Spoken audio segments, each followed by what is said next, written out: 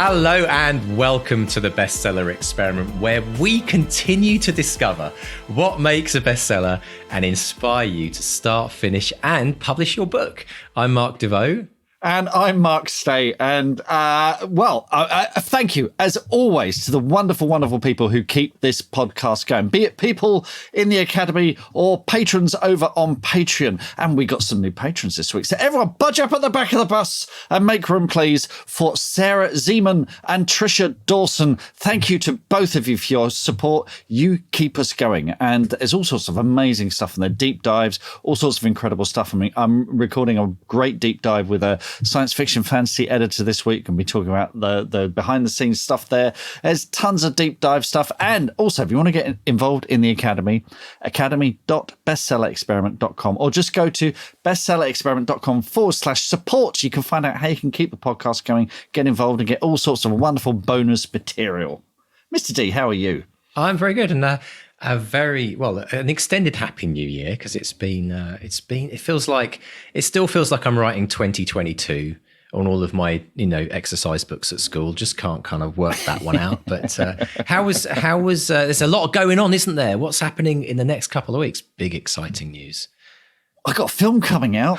So in the UK and Ireland, Unwelcome is coming out on 27th of February. So the last couple of days have been completely manic because I've been doing interviews for magazines and podcasts and bits and bobs like that, which has been really, really good fun. So it's so nice to finally... I know we've talked about it nonstop on this podcast, but, with strangers about the film and reviewers who've seen it and liked it, which is really exciting. So 27th of Jan in the UK and Ireland. If you're one of those people who's got a Cineworld Unlimited card, you can get and see it a few days early. I think it's on the 24th, the Tuesday, the 24th. You can get and see it early before anyone else. So take advantage of that. It's exciting. It's coming. There's little bits and bobs cropping up on social media and what have you, little teasers here and there. So watch my social media for that. So I've got that mixture of excitement and massive anxiety. Which is only natural, right? It's only natural. It's like you've been there many times before with book releases and other film releases, and I think it's super exciting, and I can't wait to see it. I cannot wait. It's just been one of those incredible journeys to get to this date, and Tell me about it. I'm just so grateful that it's happening. It's like absolutely brilliant. So support the films. Book your tickets now, because I know you can. I think some people on social media are saying that they've actually already bought their tickets.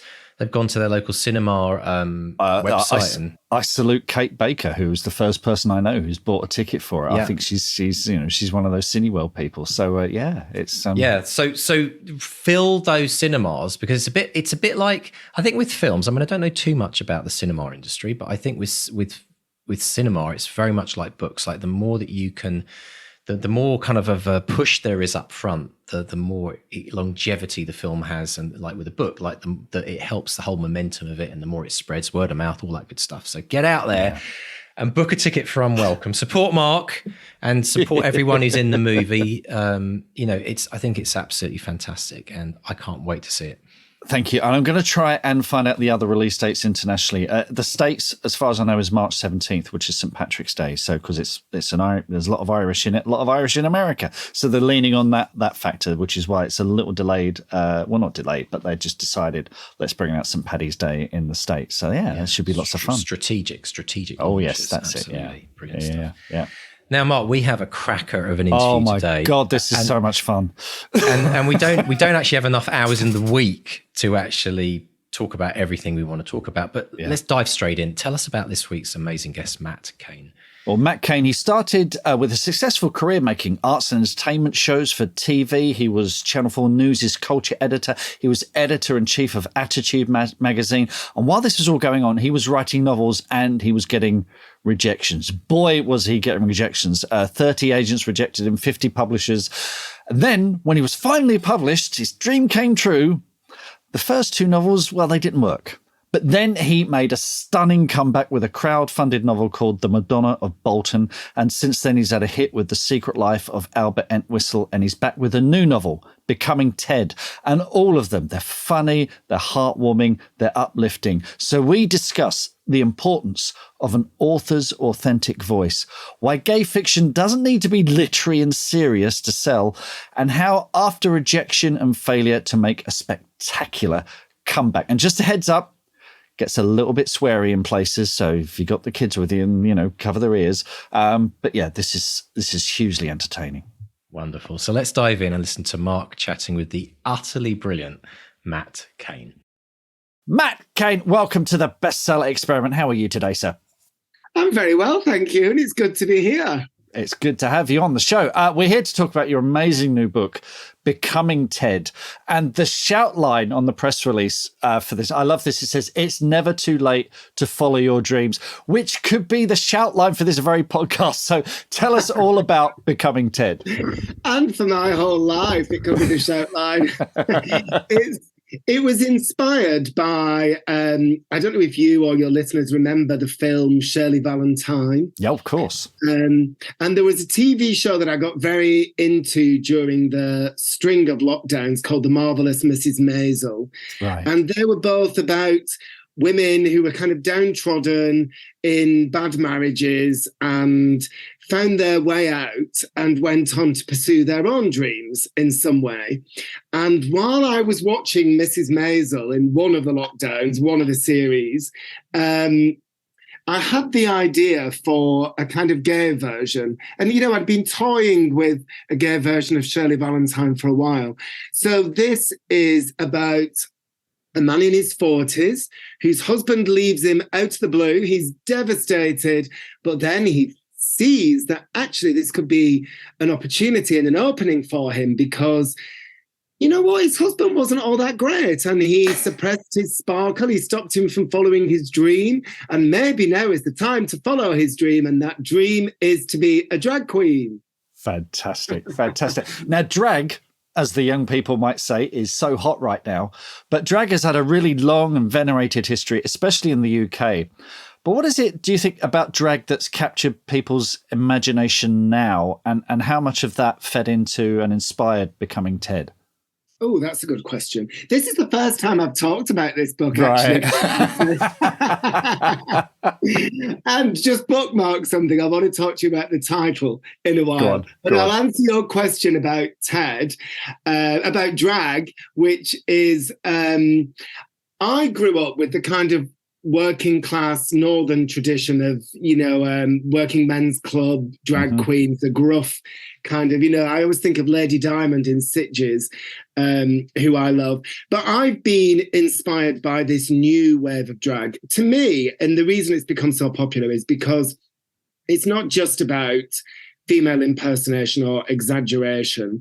It's about taking traditional gender norms and in a wider sense, being told how we should and shouldn't behave and just turning it all on its head and being a bit anarchic and shaking the tree. And I think that can be freeing for lots of people, not just people who feel trapped by their gender, but people who feel who've been told they should be doing this, they should be doing that. And I think also finding an alter ego in yourself that is a kind of more extreme, extravagant, flamboyant version of yourself can help someone access parts of themselves that they've suppressed that maybe allow them to get in touch with an inner confidence they didn't think they had or an inner strength. And actually, it's interesting because my novels have tended to be about gay men and gay themes, and they've been front of centre. But I've always wanted a universal appeal, and it did strike me quite recently that one of the reasons my books do appeal to straight readers, I think, is because all of us can appreciate how restrictive it is to feel like we're being shoved in a box, that we're supposed to do this, our parents expect us to do that, boys do this, girls do that, people from this area or ethnicity should behave in a certain way. And it's very limiting for, we're all individuals, we're all unique. And queer stories are usually about people finding themselves, their authentic individual self, and having to conquer obstacles along the way. And I actually think that is a kind of template or journey that it shouldn't just be about gays who get to enjoy that. It's for all of us. Yeah. We've all felt limited or restricted, and it's great to be inspired to break out of that. Let's circle back. Let's talk about the title. Tell us about the title, Becoming Ted.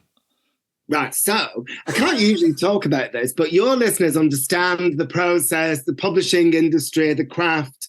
And I initially chose the name Ted because I want a book with mainstream appeal. So I was thinking of a sweet, warm name for a gay man that would invite people in. Cuddly, and Ted is an obvious one, but it also struck me that in terms of the word, I could work with puns, rhymes in the title. So my initial title when I was writing it was Ted First, because finally at the age of 43, he's putting himself first to know what other people want of him. And then I was playing around with it and I came up with Ted Over Heels. Because I thought you've got the drag element and you've got falling in love again. Obviously, I didn't mention that when I gave you my little elevator pitch, but he does find the chance of falling in love again without wanting to give too much away. And I thought this was brilliant. And I was very excited to tell my publisher, and they decided against it. And the reason is they thought it was a bit too commercial. I'm sure you've gone into the distinction between commercial and literary and how publishing works. They thought it was a bit too commercial, and it made the book possibly sound like it was just about drag and that there was less emotional depth to it. And if you want the hardback to be in Waterstones and this, that, and the other, it's possibly going to work against that. And at which point I then said, all right, then if you want Becoming Ted, I'm fine with Becoming Ted. But how about the strap line? High stakes, high emotions, high heels. And they again told me that was a bit down market and lightweight, which is clearly where my natural bent sends me. But I think that in itself is interesting, actually, if you're talking about the business and the marketing, and we've had big discussions about drag, how much the drag element should be front and center. And I'm saying this because I don't disagree with my publisher on anything. That's why I can be so open. Mm-hmm. We all want a bestseller. And they wanted it to be a kind of surprise when reading the book. So it is a surprise when reading it, but I said I'm fine not to blow that straight away in the prologue, which flashes forward, but I said I don't feel I can talk about the book in any depth in interviews and in publicity without mentioning it. Yeah. So as you did, interesting. This is the first interview I've done about this book. First question, drag. Yeah. Yeah, I think it's the big selling point, but it does need careful handling because we don't want people to think it's just another episode of RuPaul's Drag Race. So there's no emotional depth, Yeah. Well, look, I want to circle back to this later because particularly with your book, The Madonna of Bolton, this idea about that sort of fine line that gay fiction has to walk, where it. There's a perception maybe it needs to be serious and literary, but we'll come back to that. We'll come back to them in a minute because I'm still fascinated by Ted because Ted works in a family firm, a big ice cream firm, but he hates ice cream and he doesn't want to tell his parents that. So secrets and secret dreams are a big theme in the book. Is this something that's personal to you, or did it come about during the writing of the novel? Well, funnily enough, so when you do grow up gay, I mean, obviously I'm very visibly presenting and it was always obvious, which led me into all kinds of trouble at school, as you can imagine. But when you do grow up gay, you often absorb the message that you're wrong, there's something wrong with you, you're a disappointment. And that's there anyway. So once other things happen in life, they can feed into that. And, we've got a whole conversation to have about creative rejection, how that opens up old wounds, makes you feel not good enough. And another theme of Ted is low self-esteem. But I remember on a very light note, when I was growing up, I never liked cake. And, when it comes to birthdays, and me and my brother and sister, it was what's your birthday cake? I just didn't like cake. And people thought there was something wrong with me, that a child who doesn't like cake, I don't like it now, I can't stand it. And, and I kind of, there's been too many books set in cupcake shops and this, that, and the other. Yeah. But I liked the idea of, it was actually my agent, Sophie Lambert at C&W, who's brilliant. I was bouncing around ideas for this book. She'd been with her family to Morelli's, an Italian ice cream shop in Broadstairs in Kent that's run for several generations. It's just up the road from me. Know it very well. Yeah. I was always looking at their menu when I was writing. Them and Mingella's, I was constantly looking at their menu and pictures of their shop when I was, because that's kind of Art Deco-y, isn't it, their shop? Yeah, it's lovely. Yeah. Yeah, well, you might recognise a bit of the influence. Okay. And she mentioned this as a potential setting. Everybody loves ice cream. The idea of somebody who's the son of a family who runs an ice cream shop that's run for generations and he doesn't like it. I thought, he would again, I was looking for other levels and layers of feeling like he was a disappointment to his parents, to kind of, deepen what he feels for being gay. And that sense of duty, something that would hold him back from following his own dream, so that he's got something to fight against. And I mentioned Shirley Valentine and The Marvelous Mrs. Maisel, but I also watched a few times when I was writing this book at the beginning, My Big Fat Greek Wedding, which is about someone finding love later in life. She's got the expectation that she'll work for the family Greek restaurant, and that's just not her. Yeah. And I'm trying to think back to, I feel I'm thinking, have I answered your question? You have. No, you've answered it brilliantly. Absolutely brilliantly. Look, let's talk about your career, because there is so much to discuss. I mean, you've had an astonishing career. You're working Channel 4 News, you're making documentaries, you're writing for Attitude, editor-in-chief at Attitude, forgive me. You've done all this incredible stuff. Then in 2014, you debut with a novel, Shot Through the Heart, with Pam Macmillan. And it has a lot of Hollywood glitz in it. And forgive me if I'm wrong, but from looking at the blurb and everything, it looks like it's a straight romance, not a gay romance.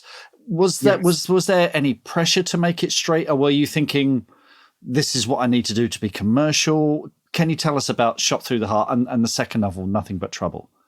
How honest do you want me to be?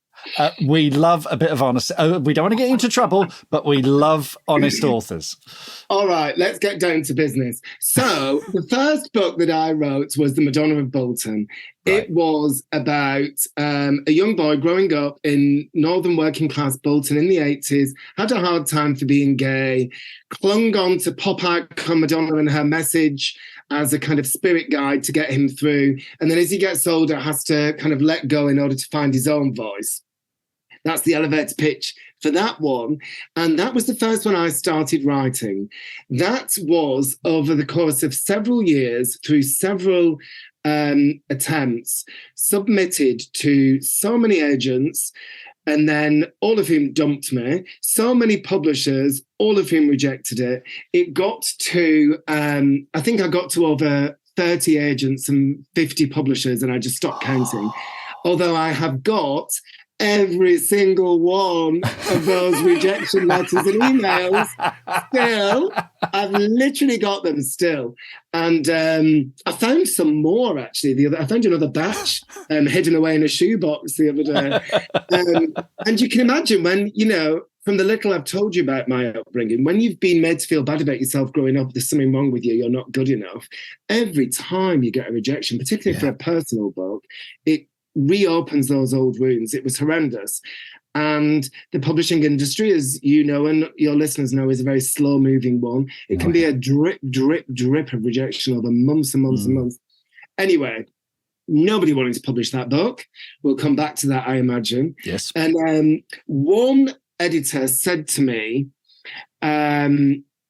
why don't you, rather than writing gay characters front of centre and gay themes, write straight female characters with gay best friends and have gay subplots? And I thought, rather than be all political and outraged about it, I've got so many ideas and there's so many books I want to write. I found a way of doing that with my first couple of books that wasn't any kind of compromise to who I was as a writer or what I wanted to write about. And I did that, but guess what? They're tanked. Which was also devastating. It's lovely when you say I had this big career. I did have this big career and I was earning all this money in these big jobs, and I left Channel. I was the arts editor, the arts correspondent on Channel 4 News, and I left when I got my first book deal because I thought, finally, I've been trying for years, and I thought I'd been saving up, and I thought I'm gonna throw everything I've got at this. I really want to make it work. So I left my full-time job. I did actually ask if they did have a thing that if you were editor level, which I was, you could take a sabbatical to write a book. And I did ask if I could do that, but they said it was only for non-fiction in your area. So I know I very sadly handed in my notice, did a couple of books. The wheels came off my career. It was absolutely horrendous. I had absolutely no money. I had to take in lodgers for my spare rooms. I was shopping at Lidl. And basically, it just ended up like getting in so much debt. I was lying awake, tossing and turning at night, couldn't pay the mortgage. And I therefore, with my tail between my legs, went back into a big media job. God knows how. I persuaded the publisher of Attitude, the big gay magazine, to make me the editor when I'd never worked in print journalism before. And did that for a while until I could reinvigorate things by dragging the Madonna of Bolton back out of the bottom drawer and crowdfunding it because nobody had published it. I want to talk about that in Madonna of Bolton in a second because it's an amazing turnaround. But I mean, one of the things we talk about on the podcast and with our, we have an academy, we've got writers in our academy, is having an authentic voice. And that thing of, some people feel that they have to write to market, they have to become someone else or write almost as if they're someone else in order to, write to a particular market. Do you feel that was what happened with Shot Through the Heart and Nothing But Trouble? Were there points where you didn't feel it was authentic or, looking back now with the bit of hindsight? Funnily enough, no. I never thought it was inauthentic, and I still don't. I'm really proud of those books. And there was a third one that never got published because I got dumped by the publisher after I'd spent a year writing it. And I actually think it's the best book I've ever written. So it may see the light of day at some point. But no, I didn't think they were inauthentic because I just couldn't have done it. I would have stayed doing to me, that would have been like doing a big media job. I would have stayed and done that. But interestingly, my editor, who I still got on with from that time, and I had lunch with the other day, he said when my books weren't selling, although there are other reasons for the books not selling, which to do with the publication process, but I don't want to sound like a bitter author, so I won't talk about that now. But he said, look, everybody here loves working with you. Everybody loves publishing you. Why don't you write a different kind of book? And he wanted me to write psychological thrillers, which were huge at the time. And I said to him, and I said to my agent, I said, look, I like to think that if I knuckled down and got on with it, I could write a psychological thriller. But I said, it's not going to be true to me. I can only ever write with heart and humour. Somebody said I was the 3 C's: camp, clever, common. And I just thought I just thought that would be a betrayal of who I was. That would be inauthentic. And interestingly, I remember years ago making a documentary with Faye Weldon, and I don't think I'm speaking out of turn here, but she said to me she'd written all these books and she was really successful, but the industry wouldn't take her seriously, and she was never nominated for the Booker Prize. Yeah. And she wrote a book called Praxis, and she thought, fuck this, I'm going to go through it. And am I allowed to swear on your podcast? Well, you've done it now, Matt. She said to me over lunch, she said, I'm going to show them. I'm going to go through this book and I'm going to strip out all the jokes. And she stripped out all the jokes, and guess what? It ended up on the Booker shortlist. Oh, right. And I thought, if I do that, if I write a psychological thriller, I'll be working against my natural urges and my natural authentic creativity all the time. So I felt I couldn't do it. But then, funnily enough, so I know we're skipping ahead a bit, but after the Madonna of Bolton had put me back on the map and reinvigorated my writing career, and publishers wanted to work with me, most of the ones who dumped me before. One thing that was selling then was suddenly this new genre of uplit. Yeah. Which, as you know, it's about characters who are unhappy, usually have unresolved traumas in the past. They go back and fix things in order to move forward in their life and find true happiness. Well, it struck me, actually, that trying to be savvy and businesslike about it, that I could do that without being, without betraying my authenticity. Yeah. And it also struck me that the gay experience from older gays would be dynamite in that genre, because, if you think about Eleanor Oliphant with past trauma she has to resolve, I'd always wanted to write about an older gay man who goes back to find a lost love. So when I wrote The Secret Life of Albert Entwistle, which again wasn't the original title, but the publisher chose that. And when I started this new relationship with Headline, a big publisher that's part of the Hachette Group, Becoming Ted is the second of 3 books I'm doing for them. Right. I thought, right, I can do this and I can tap into what the industry wants. And I can, so I came up with a story of unhappy, secretly gay, lonely, stuck in his ways postman in his 60s. He has a series of life crises. They make him want to turn things around. He realizes that the only way to be happy is to set off in search of the lost love of his life, a man he's not seen for 50 years. And along the way, he has this transformational journey, reconnects with his community, makes some unexpected connections with people he thought were very different, realizes aren't. And it's actually, if you look at that book, I was really like, right, I'm going to have a mainstream hit here. And I literally studied Eleanor Oliphant, those Joanna Cannon books, right. Harold Fry. I literally stripped them apart structurally. I'm like, I'm going for the jugular here. I'm going to have a big mainstream hit. And that's what got me the deal. Excellent. Look, we're skipping ahead. We keep dancing around the Madonna of Bolton, because this is the, this, as you say, was pivotal to your career. So many rejections over, I think, at least over 10 years. And then you go to Unbound, and I'm an Unbound author. With crowdfunding, it's one of the joys of Unbound is, if you look at their list, it is full of people who've been rejected by mainstream publishing, who've thought, sod it, I'm going to do this myself, and have had hits off the back of that. Tell us about your experience. Well, tell us a bit more about the Madonna of Bolton and your experience with Unbound. Well, so I told you what it was about, and basically I was getting all this rejection over years and years and years. And actually, I have to be honest, the early drafts of the book may not actually have been good enough.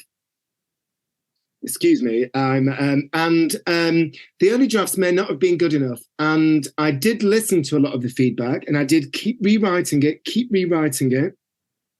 And but it kept getting rejected, and literally, I mean, and so many rejections, it's unbelievable. But the last lot, after I'd got it good enough, the last lot all kept coming back to the same thing. They kept saying, it's too niche, there's no market for it, it's because of the gay central character. And by the end of that 10 years, I think it was actually more like 12, I was then, because my first stab at a writing career had flopped, I basically was then editing Attitude magazine. And even then, I mean, the humiliation, I still couldn't get my book published when I was editor-in-chief of the biggest gay magazine in the country. And I was constantly on like BBC Breakfast and Sky News and this, that, the other. They kept saying, no, there's no market for it.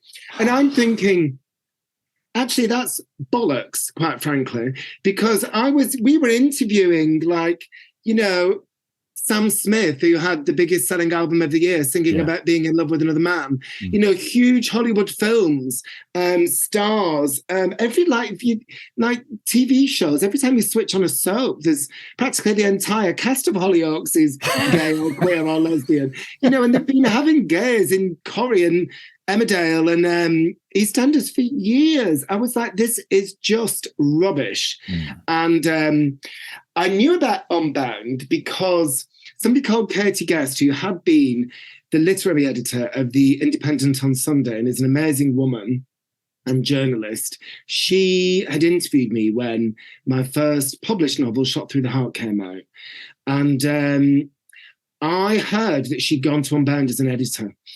And I remember walking there one lunchtime from the Attitude offices near Old Street and going to Unbound offices near the canal. And I went in there, I was like, right, I don't just want to publish this book. I basically want to get a whole campaign going. All these celebs I'm working with a magazine and our social media platform, I want to have everybody standing by and ready to go.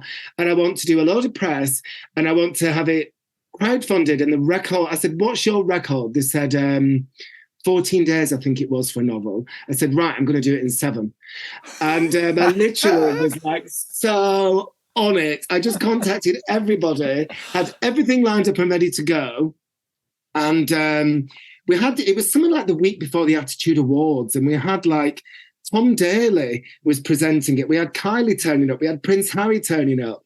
You know, I was just, I was around lots of celebs and I had this profile at the time and I thought, right, I'm going to show them.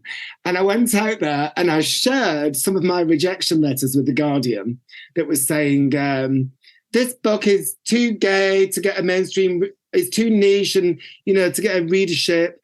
And we shamed the publishing industry and did it in record time. And the book came out, it did well, it was all great. And then I started having conversations with publishers about writing, what books I might write for them. And that's how Albert Entwistle came about. Right. Although I wrote it outside a deal, we were talking to publishers then. So it kind of kickstarted everything. And, you know, the publishing industry now, I mean, I've no idea whether the two things are connected, but every editor, every publisher is very keen to show its diversity credentials and to have gay writers and gay themed books on their list. And sometimes it's tokenistic and they don't back it up with resources. And but that's absolutely not the case with me. And I've been talking too much, Mark. I love it. I'm loving it. This is just fantastic. I just want to circle back to something we were talking about earlier, and it sort of ties in with the thing you were talking about with Faye Weldon, because publishing, you know, will publish gay authors with gay books and gay themes. But I got a feeling that they will only do it if it's serious and literary and is going to win awards and it's issues based. Whereas your books are joyous and life affirming and, as you say, funny and clever and camp and what have you. So do you think that was a problem as well? It was like, well, we don't understand this because if it's about the gay issue, it needs to be serious and we need to be frowning and have serious debates about it. Do you think that played a part in it as well? Absolutely. That absolutely played a part. You are spot on. I actually got one rejection letter that said, and I can remember who it was from, but I'm not going to say his name on this.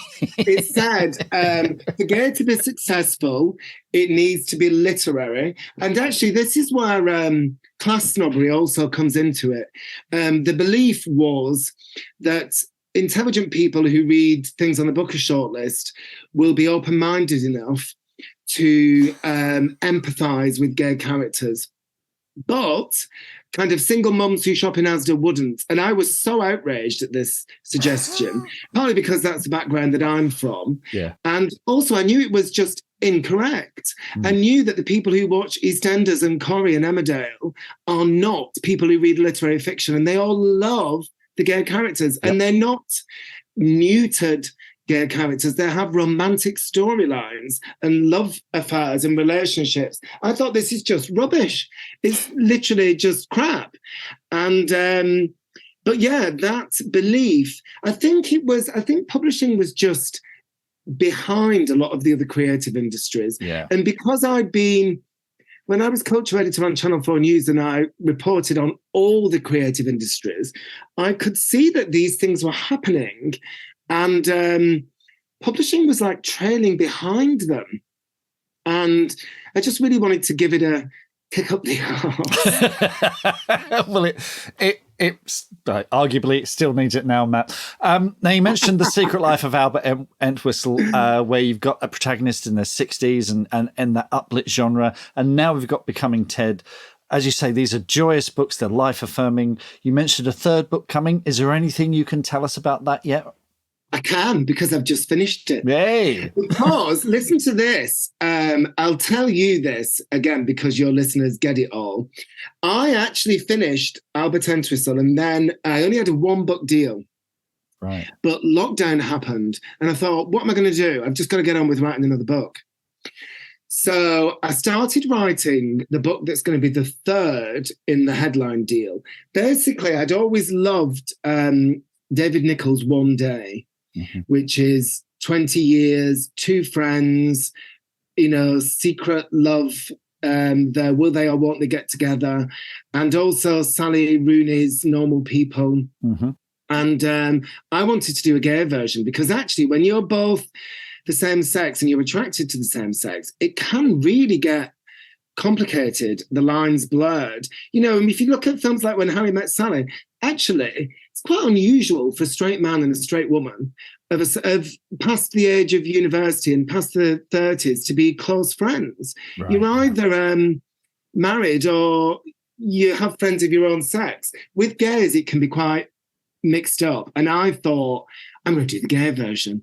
So this book that I've already written, it's about 2 men who meet at Manchester University in 2002, and 20 years later, to celebrate their 20th anniversary, I moved it forward a bit from when I originally started writing it. They go back to Manchester Pride, which is a weekend affair over 4 days, the August bank holiday. And over 4 days, this relationship comes to a head because one of them has been secretly in love with the other for the whole 20 years.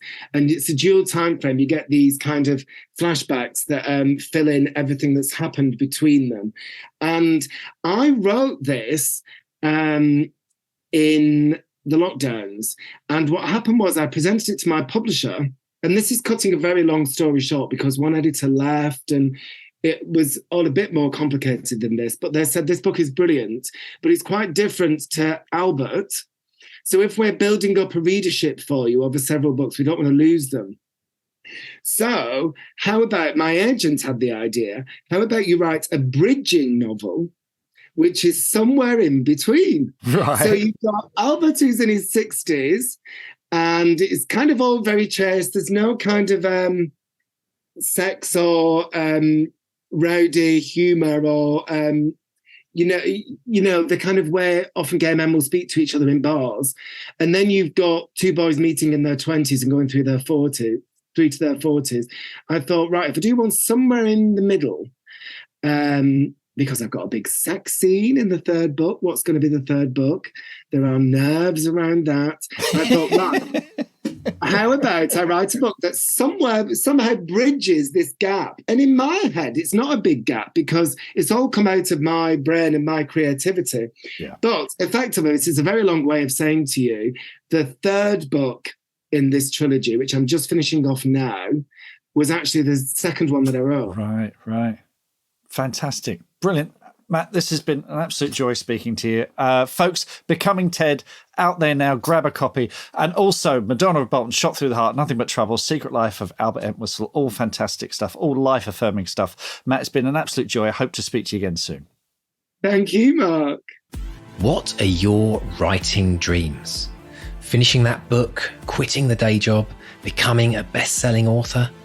Well, over 4 years, we've studied the advice of over 300 best-selling authors who've collectively sold over 500 million books.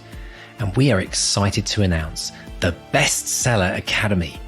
If you're ready to take your writing to the next level with accountability, craft, and coaching, your bestseller dreams are now only a click away. To find out more and apply, visit bestsellerexperiment.com/academy.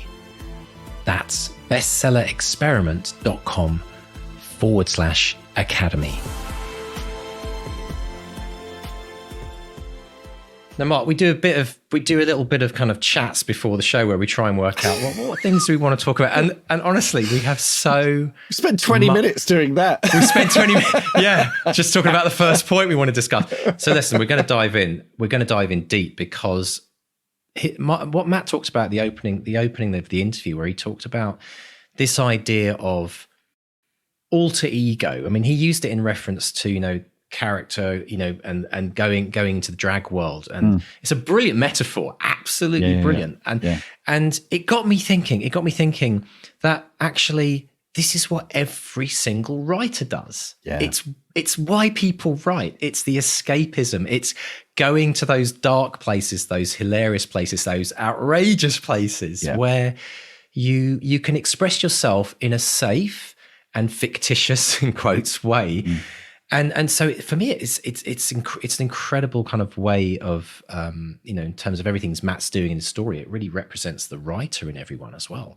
Yeah, I mean, his stories are very often, they're about people finding their true selves. We hate being shoved in a box, and people have expectations of how we're supposed to behave. And we might decide that we don't want to behave that particular way.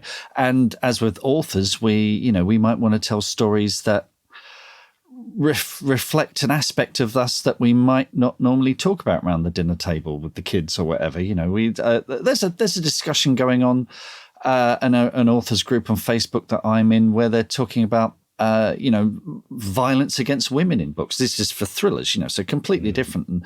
And they're saying, this is difficult stuff to write about, but we need to talk about it. And this story, it's not something I want to talk about with friends over dinner or out in the pub or whatever, but you can explore it in a book, and this is one of the reasons we write, is we want to make sense of the world around us by going to, as you say, dark places, outrageous places, heartwarming places, places that make us cry and make us laugh. And that's where we discover our true selves. But also, crucially, we do that by having an authentic voice, by not pretending. This is weird because, we can't be someone else, but we do it by pretending to be someone else, if you know what I mean. It's like an actor. Jimmy Cagney said, acting is easy. He said, you just hit your mark, look the other guy in the eye and speak the truth. But that speaking the truth is the hard bit. That is the really, really hard bit. And it's funny. I'm only going to touch on this. I won't go. We talked in the Christian Cameron episode about he wrote a novel when he was 14 and it was a terrible novel. And you challenged me to come up with some crappy old novel. And I haven't got anything that goes that far back, but I've got something from 2005. And I'm reading it and I'm thinking, I'm not quite there yet. It's not bad, but my voice is, I'm still trying to pretend to be Douglas Adams and all these other people. We try these shoes on, we try these costumes on and try to be like these people, but I'm not quite me yet. And it's so strange because I've got it now, but looking back, I look back at dear old Mark from 18 years ago and think, you're not quite there, mate. You're almost there, but you haven't quite done it yet. So finding your true self and expressing it in story is the goal that we all aim for, really. Definitely. Now, that story that you dug out, Mark, I think we should tease people. I mean, maybe could we have what was the title of that? It's not very PC. It's called The Local Loony. Okay. And it was a time travel story about this girl who takes pity on someone who sort of drinks cider by the war memorial. Sounds like one of our friends. and claims to be a time traveler, and it might just be her father. I think that was the story. Okay, so can we tease people with a little bit of a reading from it at some point in a future episode? Might do. Yeah. Okay. Depends. All right. I'll see if I can twist their arm. All right. Actually, if we could get 10 more patron supporters, maybe that could trigger it. There you go. If you're on the fence and you want to hear one of Mark's older stories, but they have to pay extra to hear my crap. Actually, yes, yeah. Or maybe pay not to hear it. Maybe we should reverse reverse psychology. Yeah. If we can get 100 supporters, Mark won't read his novel from 18 years ago. But I think it's super important though, isn't it, to understand that writing gives us an opportunity to express all of those things that we think about in our head and the things that we wouldn't say to other people in the streets. And it gives us this opportunity. And that's why, again, if we take it to the nth degree, it's like, that's why people write under pseudonyms as well. It's like they want to be themselves hidden under a different name because they want to separate their normal life, the person in the office, doing the day-to-day admin, whatever they do, and then the horror writer by night, writing about like gruesome murders or psychological thrillers, things like that. This whole area fascinates me. We're going back to the drag thing as well. It's a strange thing that by putting on a costume and a wig and some makeup, and I've acted and I've done bits of drag as part of acting and doing sketches and what have you as well, where by putting these extreme things on, it frees up something inside you, to a part of you that, again, you wouldn't normally talk about. So, being able to go on stage with a costume, ironically, is very, very liberating. By hiding behind something, it's a liberating thing in a way. I don't know if this is making any sense whatsoever, but it's and it opens something. It unlocks something inside of you that, when you've taken all the makeup off, is still there.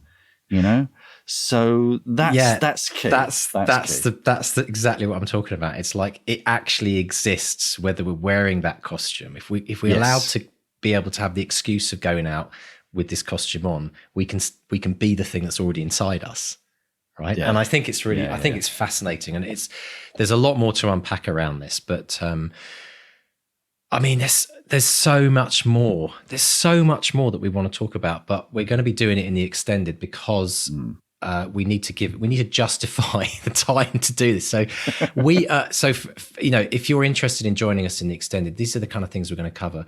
We're going to talk about the changing titles. I've got to say, Mark, Ted Over Heels. I wish you'd gone for that. It's the best title ever. We're going to talk about changing titles, and we're going to talk about the pressures of publishers, with their ideas and, the business side of it, why titles change. We're going to talk about Matt's kind of, he talked about this ice cream, the character working in the family ice cream factory who didn't like ice cream. And we're going to talk about that as how you can use this method, if you like, for your character. We call it the saddest person in the happiest room. We're going to talk about rejection, folks. I mean, we've talked about it before, but what a triumphant story for Matt, who went from like 30 agents and 50 publishers, but then turned his rejection around to use it to actually create his massive success of his crowdfunding. Yep. We're going to talk about sabbaticals because it's something me and you both did as well. Both done it, yeah. Right. We're going to talk about We're going to talk about crowdfunding when you have no other options, because in the past we've always talked about crowdfunding as something which is, well, you could go traditional or you could go indie or you could crowdfund. But in Matt's case, crowdfunding was about, he had to do it. It was his only option, and how he made it a success. We're going to talk about writing to the market versus following your heart. I mean, yes, huge topic to discuss. We're going to talk about how Matt studied bestsellers and how he used the kind of mechanics of a bestseller to create his own. The other thing I want to talk about, Mark, is about the writing drafts. I mean, Matt wrote, he got rejected. He kept rewriting his drafts for 12 years, never gave up. There's a sense of persistence. Obviously talking more about the record that he created within the crowdfunding, and literary awards we want to talk about as well. How Faye Weldon, he talked about, do you have to be serious to win an award? And then finally, how you get inspired by your favourite novels. So as you can see, it's going to be a big... Let's get on with it. I know, we better get cracking. So if you want to join us, folks, we really would love you to support this podcast. Please join us and go along to bestsellerexperiment.com/support or join the Academy and you'll get access to all of that extended as well. So Mark, let's talk about what's happening on social media this week. Oh my gosh. Well, settle down, everyone. We've got so much good news. Okay, let's start with Adam Jarvis, who was one of our earliest supporters on the Academy, one of the first people. He was in the one Academy. of the first people to join the Academy. Yep. Yeah, and I love his writing. He's a terrific writer. And talk about not giving up. That's our Adam. He got in touch just before Christmas. He says, my short story, Door to Portal, a salesman's story, has been published by Dreamforge magazine. They also did some really cool artwork to go with the story. It's free to read online, and it's a story of hope about a used wand salesman who uses his position to better the lives of others. So congratulations on that, Adam. If you want to read that, folks, and it's a terrific short story, there's a link in the show notes direct to the story that you can check out there. So do check that out. Another Academy, RJ Wade. She said, good week. Finished the edits to book 3 of my YA trilogy following the first read by my editor last month, and it's now back with her for copy editing. My mission when joining the Academy in January was to complete book 3, so I'm very, very happy. Well, so are we, RJ. Fantastic. Congrats on that. Congrats on that. Rebecca Powell, she said, I won something. Talk about awards. Found out this week I'm one of the winners of the BPA Pitch Prize of the Year. Just a little bit excited, as are we, Rebecca. Fantastic news. Congrats on that. Brilliant stuff. Now this, we talk about goals on the bestseller experiment and in the Academy, talking about lists of goals. This is a cracker. So Tanya Scott, who's in the BXP group, she's got a new book out, Murder on the First Date, and she's written it as T.E. Scott. And she says, the BXP team was integral to getting this one out there, and you get a rightful place in the acknowledgements. So we're in the acknowledgements. I love that. She's had a wee Baileys to celebrate. But what also happened, she got in a local newspaper. That's something that happens to authors. But she got on the front page of the Red Fuchsia Gazette. Front page. She's above the banner and everything. It's fantastic. It's really, really brilliant. So yeah, front page news. Fantastic. Congrats on that, Tanya. It's really, really cool. Really, really cool. Some news that we got just today, Susie Edge, who did a fantastic deep dive with us on TikTok. And Susie talks about how she grew her readership using TikTok, and I'll put a link to the show notes in that so you can check that out if you're supporting the podcast. Well, today it was announced medical historian Dr. Susie Edge's Vital Organs, a history of the world's most famous body parts, has been signed by Wildfire. So this book, which is such a good idea for a book, is going to be published in September 2023 in hardback, ebook and audio. And the synopsis, this is great, listen to this. From Napoleon's penis to Van Gogh's ear, Marie Antoinette's teeth to Marie Curie's bone marrow, Vital Organs brings together the remarkable stories of body parts that have made history. This collection of the world's most notable limbs, organs and appendages includes how Queen Victoria's armpit led the development of antiseptics, why Percy Shelley's heart refused to burn, and the strange case of Hitler's right testicle. I mean, look, sold. Who doesn't want to read that? Sold, exactly. It's absolutely brilliant. I've got to say, Mark, 2 words I never thought I'd ever hear on this podcast. Napoleon's penis. That's talk about band names. Talk about great band names. Talk about, take it. Whoever's hearing it, are you thinking of a band name? There you go. Amazing. It's just fantastic. Congrats, Susie. And last, but by no means least, again, talking about great achievements. So Lorna Cook, she said her new book, which she's writing under the name Elle Cook. So The Man I Never Met has just been recommended to millions of viewers on the Today Show on NBC. And I'm smiling so much my face hurts. What? Yeah, I know, right? I know. I saw that post. That is insane. Recommended by another author, I believe, as well. So absolutely brilliant. And to suddenly hit that American market like that, these are the incredible changes that we're seeing. And all these people that have been with us on this podcast, it's by far and away one of our most exciting parts of the show now, isn't it, Mark? Because it's just getting better and better every week. So thank you to everyone for just keeping on going. Start to the year. It's Great amazing. start. How are we going to follow that next better. week? Yeah, oh my gosh. Exactly. I don't know. Well, I'll tell you how we're going to follow it. You're going to, everyone listening, thinking, well, I've got a bit of news I want to share. Drop us a note if you've got something, and it doesn't have to be, if it's the front page of your local paper or like millions of viewers on Today, all brilliant and all amazing. So send us your news. Tell us something you want us to celebrate with you and all of our many, many listeners on the show. And you can do that by going to the website and clicking on the Contact Us button. And whilst you're there, once you've sent us that message, click on the newsletter button and sign up to our mailing list, because we've got some really cool things happening this year. I'm not going to tell you what, but you want to get on there, because you will actually miss out if you're not on the newsletter. So make sure you sign up to the newsletter this week. Do it. And you can find us on social media if you want to share your news, or ask us a question. Ask us any question about craft or book selling or publishing or whatever it is. So on Facebook, we're Bestseller Experiment. Twitter. Well, that's the new. That's when. It's probably what it's called. Yeah. It merges with something else. Splinter and Twitter. Twinterest. Twitter, we are at Bestseller XP, and we do have a Pinterest account. We've not used it in years. Or the other thing, subscribe, rate, and review wherever you get your podcasts from. Star rating, preferably 5 stars or more, would be much appreciated. And a big thank you this week, especially to our editors, Dave and JD. JD, I think, is having a long slog getting through this, isn't it? Absolutely. And remember, folks, most importantly, we know word of mouth is the most important thing that makes book sales. Well, it's also one of the things that makes podcasts spread. So please tell a friend this week about the podcast. So thank you, folks. Thank you, Mark. Have an amazing week. Can't wait to see you next week. Yeah. And to everyone out there in writing world, have an amazing week. This will be the week that you will write something that might change the world. So go for it. And it's a goodbye from Mark 1. And it's a goodbye from Napoleon's penis. Goodbye. Goodbye.